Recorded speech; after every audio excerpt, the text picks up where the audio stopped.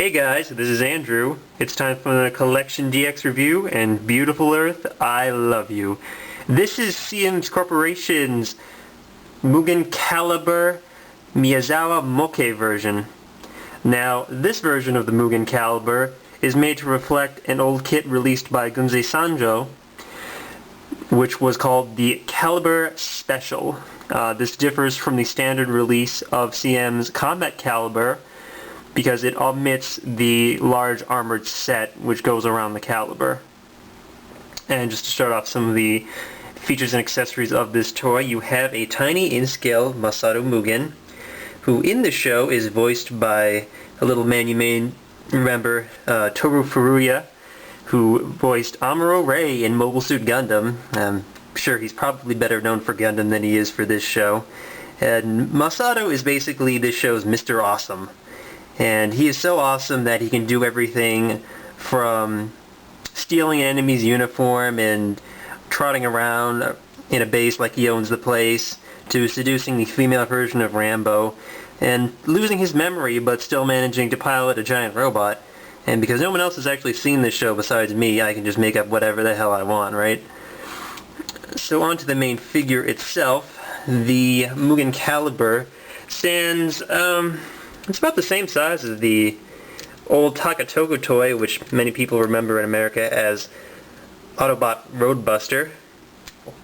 Features some very basic articulation. You have detented joints in the shoulders. They move up and down like this. You have rotating biceps. You get a nice deep bend on the elbow here. Ball jointed hands complete with movable fingers.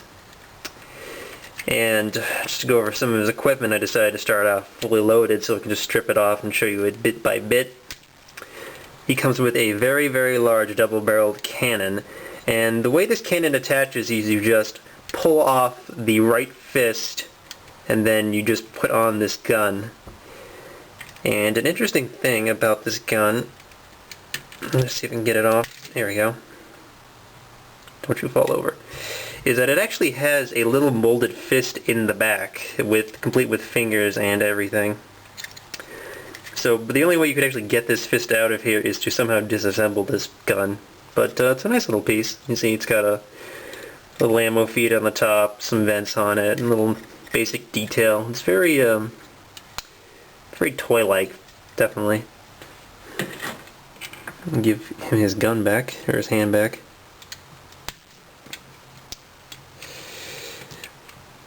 On this thigh, you have the folded up rifle for the Mugen Calibur.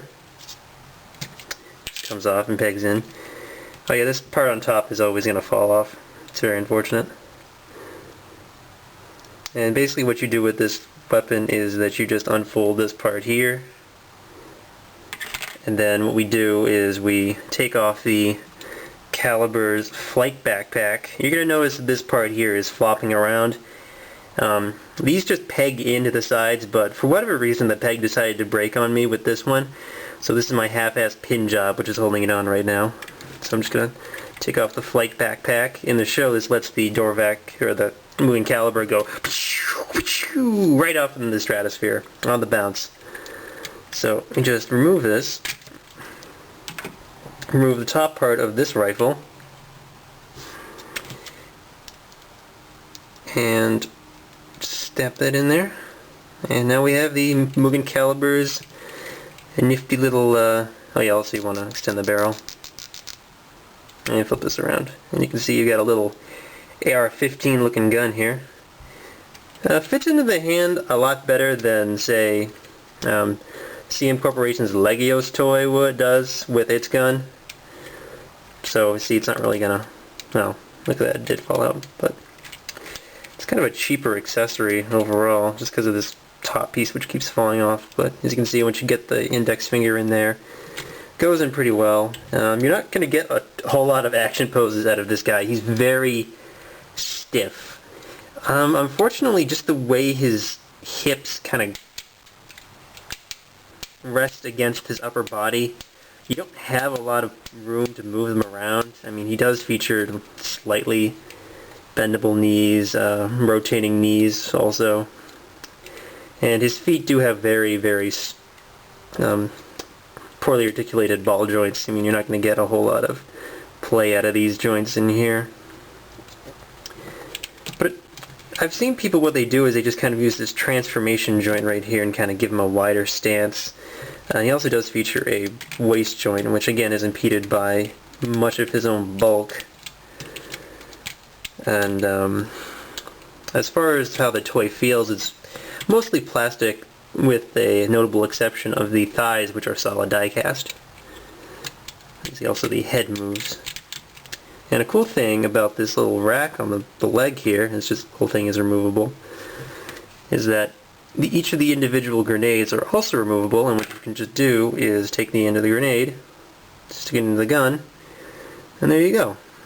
You've got yourself a assault rifle mounted grenade, which looks pretty cool. Just gonna move these out of the way. Also, you have this large backpack cannon, which is very familiar to anybody who's ever owned a Roadbuster. Just mounts on the wheel covers for the Mugen Calibur's robot mode. Also, you have this cannon on the side, which I just took the barrel off for the assault rifle. And, well, it's not a bad figure, I'd say. It's just that I think they should have worked a little more on trying to get the posability a little bit better, because right now it's barely more dynamic than the original Takatoku toy. And you could probably find the original Takatoku toy for a lot cheaper than what this toy cost originally, and I will get to that at the end of the review. But I'm going to just show you the transformation to Jeep mode. What we're going to do is just take off all these parts. One thing about this cannon here is you can actually remove it very carefully and then just replace it with this one panel here, in case you just don't want to display the cannon on the side. So we're just going to take off these. These slide in and out very nicely. Expose his nice rubber tires. Just kind of straighten out his arms a little bit, fold his fists down. And while we're under here, I'll show you the nice little cockpit detail. Just pull this back and flip up this panel.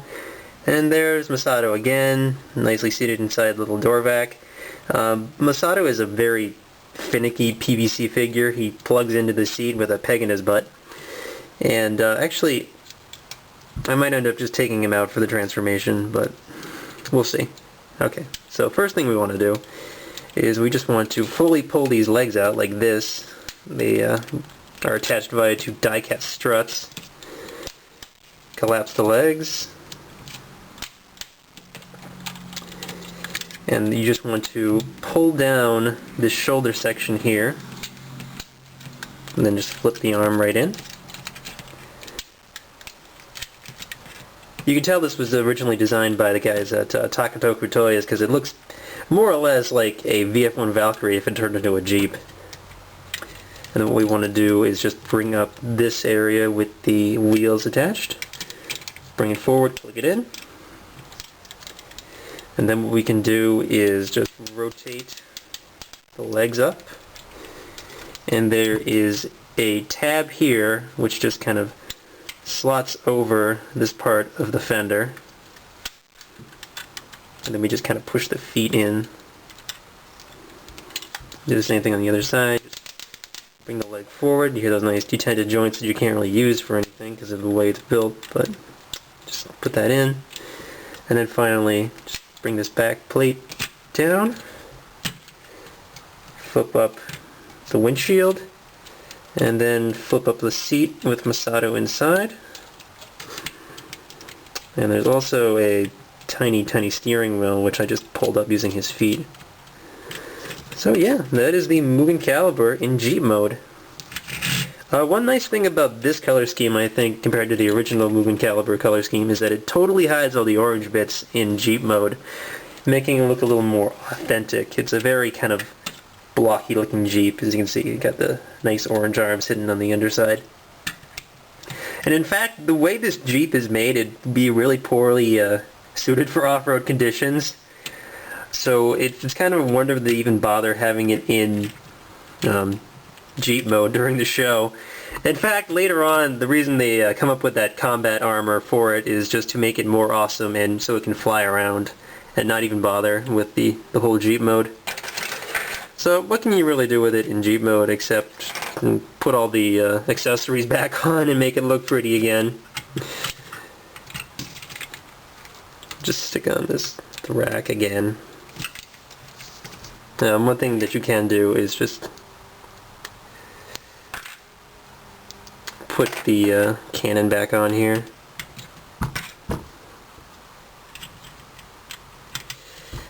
And also, if you want, you can mount the flight pack in this mode, just kind of slotting it over the cannon. Of course, this makes me wonder about something, because in the show, the way this backpack is attached is there's this really cool multi-armed tank thing that comes out of their combat base, or their command base, and then puts it on the backpack of the Mugen Calibur and also adds the wheel covers. So I'm just wondering if it brings this thing with it, how does it actually put this backpack on? Does it just kind of reach around?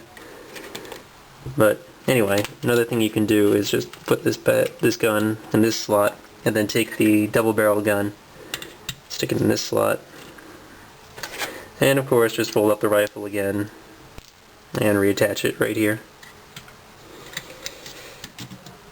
So yeah, that's the CM's Mugen Calibur. Looks pretty impressive, all decked out here. And another very important accessory which they have included. Whoa, jump cut. So anyway, this is one of the little power armored figures that comes with the Mugen Calibur. This particular one is called the Nove.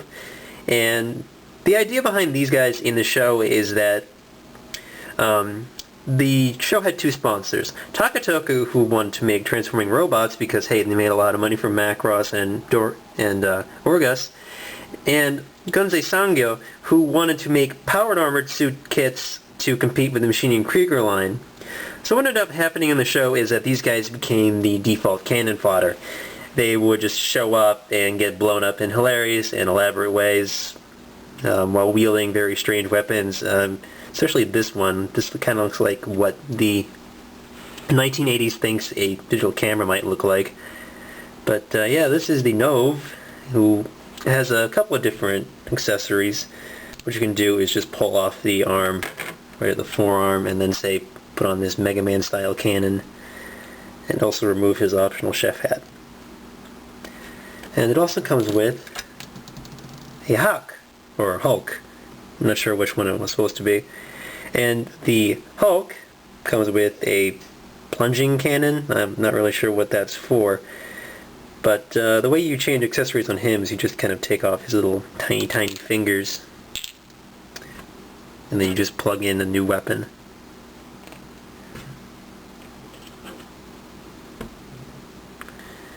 But yeah, these are very kind of basic little figures. They look nice, and they're basically solid PVC for the most part.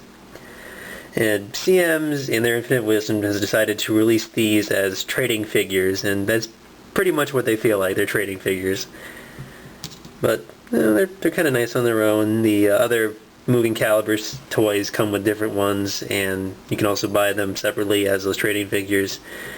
So they're just kind of there.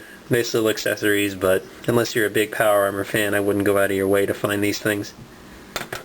So, at the end of the day, when you have this guy and all of his accessories and, you know, little Power Armor guys and the Masato Mugen to go with him, what do you think this all would cost together? I'll tell you, this is about $200 MSRP. Is it worth that? No. Did I buy it for that much? No. So, here's what you're going to do. You're just going to wait. You're going to wait until this thing, any single one of these Mugen Calibur toys from CM's goes on sale, and then you're going to buy it. Because, honestly, for how little progress, I mean, it's a nice figure, but for how little progress they made with the design, with the posability, with some of the details, it's really not worth the huge jump in price. Just a $200 figure. I realize it's not a very popular show, but at the same time, it's just not worth it. But again, it's still a nice toy. It kind of breaks my heart that Like, this nice toy is just so prohibitively expensive that no one really wants to buy them. And it's a shame, but anyway, this has been Andrew for CollectionDX saying, I still love you, Earth. Your Mugen Calibur's not as much.